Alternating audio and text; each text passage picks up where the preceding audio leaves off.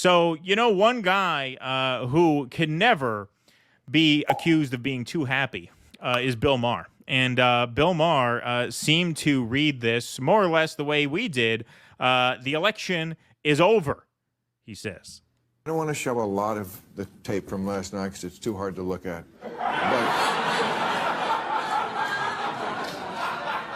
But just show this one thing. We picked out one thing.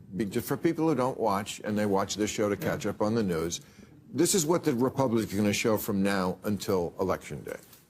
Making sure that we're able to make every single solitary person eligible for what I've been able to do with the with the COVID. Excuse me, with dealing with everything we have to do with. See that head? Look, it's Chris Matthews. If we finally beat Medicare. Thank you, President Biden. President Trump? Well, he's right. He did beat Medicare. He beat it to death. You see the head, the way he turned that head? He wanted to. He knew the two-shot would be up there. He wanted to have his head turning like, let's watch the guy show how crazy he is. He's looking for it. Look, this election. You're blaming that on Trump? No, I'm watching his theatrical ability. He is playing this. Okay, but he didn't have to do anything. I mean, he came out. It reminded me of when Mike Tyson used to knock guys out in 90 seconds. Like, that was like 2 minutes into the debate, and I went, oh, this election is over. I mean, that was like a haymaker, right? Look, I'm watching the guy. He is so fast on the trigger. I watched him. He comes up with, well, he pulled out of Afghanistan in a disastrous way. That's true. He didn't fire anybody. He didn't fire Jake Tapper or any of the generals. That's all true. Then he'll throw in, oh, by the way, illegal people can get Medicare and Social Security. No, they can't. He just throws in the lies. He mixes up the lies with some truth. Yeah, Then Obama, I'm sorry, Biden is not smart enough to keep up with him. He just can't keep up with him. Well, isn't that the whole point? Yeah. You need a guy to keep up with them. That is the whole point. And as he predicts here, the election is over. That piece of video, and that's not all the video they have. They have a full hour. I mean, they have about an hour's worth of B-roll that they can clip in hundreds of ads across TV and media and even print with the wide eyes and the staring off into space. Yeah, Bill Maher sees it.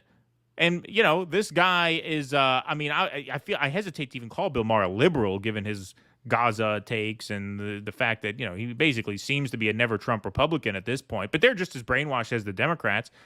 So he sees it. That morning after rally didn't cloud his judgment. He didn't fall for that.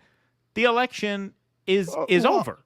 Well, and the excuse, there's another meme that's going around. The definition of Gish galloping. You see, Trump made up lies so fast, nobody could have kept up with them. Obama could have. Yeah, I promise you, Obama could have.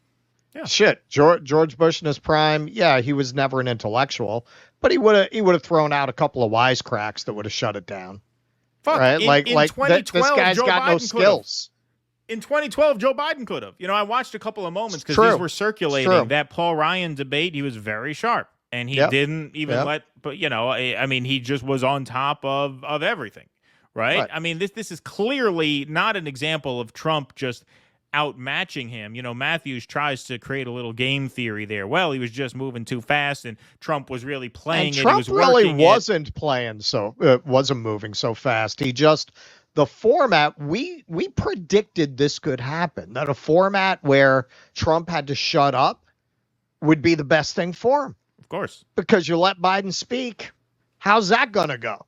Cutting off Biden would have been that's what happened last time. He wasn't that sharp in 2020. Yes, and forcing people to act statesmanlike, which is what the silencing of the mic was. So while one person was talking, they cut the other person's mic. Forcing people to act statesmanlike is a great way to make an unstatesmanlike person appear statesmanlike. Exactly. And what Matthews was saying, it reined in his worst instincts. Exactly. It reined in all of the worst instincts about Trump. He wasn't able to cut him off every 5 seconds the way he did the first debate in the last cycle, where he didn't even give Biden a chance to embarrass himself because Biden would start open his mouth, and within 2 seconds, Trump is jumping down his throat. This guy never heard of rope-a-dope. Yeah, right, exactly. No, in this format, this served Trump, much, much, much better than the first time. And the other thing, you know, when Chris Matthews says there, and he is right about this, Trump would play the split screen a lot because he'd look over at him. Yeah. Sometimes he would even lean like this, like, you hear this guy, you know. He's a showman. He's a TV guy. He knows where the cameras are, right? He's very conscious of that. He's very conscious of appearance and optics and looks. I mean, that's why the guy still has blonde hair at 78 years old, you know? So, yeah, no, Trump was able to play the subtleties well, not make the kind of mistakes that Biden could catch him for. Like, people who say Trump had a bad debate too, no, not really. He actually did very well considering what he was up against. Like, yeah, the reason why Trump could pepper in bullshit, like when Trump said, one of my favorite, like, everyone wanted Roe v. Wade overturned without exception. When Roe v. Wade was ruled, without exception, everyone wanted it overturned. But by the time he gets to that, you know, Biden may have said they didn't want it overturned, but he couldn't.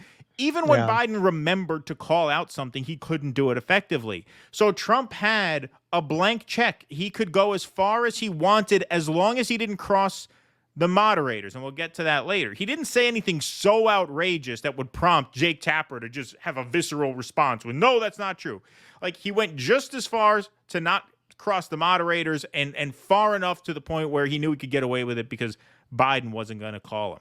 And when you see the mismatch in ability there, what Bill Maher said, it's the only thing you could think there. You watch and you say, this is over. Because the other thing that you have to keep in mind, folks, is Biden's not getting a shot at redemption. Trump is not going to agree to a second or a third debate after that. Trump even said in the middle of this one, I don't even know why we're doing this. That's how ridiculous this is. So you think with that footage in the can, he's going to give Biden a chance to come back and beat him? No fucking way. You're not getting another debate. That's the one debate this cycle if Biden is the candidate. And so you never get a shot to make it close again. The convention, yeah, you'll get a point or two bump out of the convention and then it'll go away. That's what happens at conventions. You're not going to have a big moment down the stretch. So it's over. You have to swap them out. I don't think swapping them out is going to help you. You're almost certainly going to lose anyway, but this is a certain defeat. I mean, you'll take almost certain defeat over certain defeat anytime, will you not? Right. And they could swap them out after the convention. I mean, that's the Politico article laid out that case, and I think it was pretty strong. That just to make sure nobody has any say, they'll wait until the convention is over, and then they'll swap them out so nobody can interfere with the choice. Please clap.